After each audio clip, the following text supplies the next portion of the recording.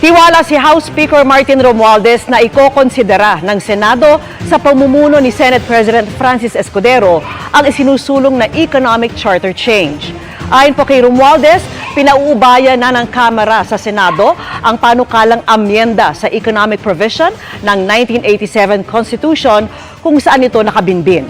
Naniniwalaan niya si Romualdez na makatutulong sa taong bayan ang naturang reforma, kaya tiwala siyang ikokonsidera ito ng Senado. Nauna nang lumusot sa ikatlong pagbasa ng Kamara ang resolution of both houses number 7 pero pending pa rin ito sa Senado. Well, the economic amendments to the Constitution, well, we will leave that up to our friends in the Senate. Doon pa nakapending. So, sa atin naman, basta anong makakabuti sa taong bayan, and we feel that economic reforms and amendments can do that, I'm sure that the Senate will consider it. Dako.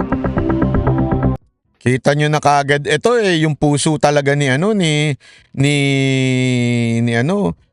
pangalan nito ni Tamba, talagang yung chacha no?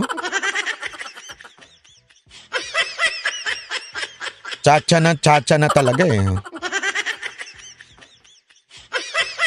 Yun kagad ang unang concern niya Ang unang concern niya sa pagpapalit ng leadership ay chacha. Alam niyo kung bakit?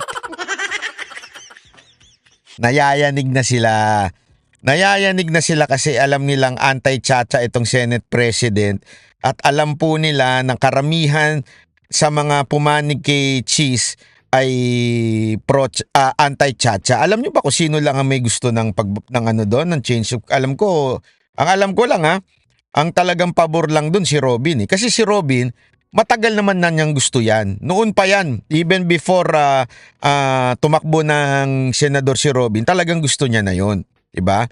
Pero dito, masasabi mo talaga na ito ang puso at damdamin ng Kamara, ang palitan ng konstitusyon para siya ay maging Prime Minister, 'di ba?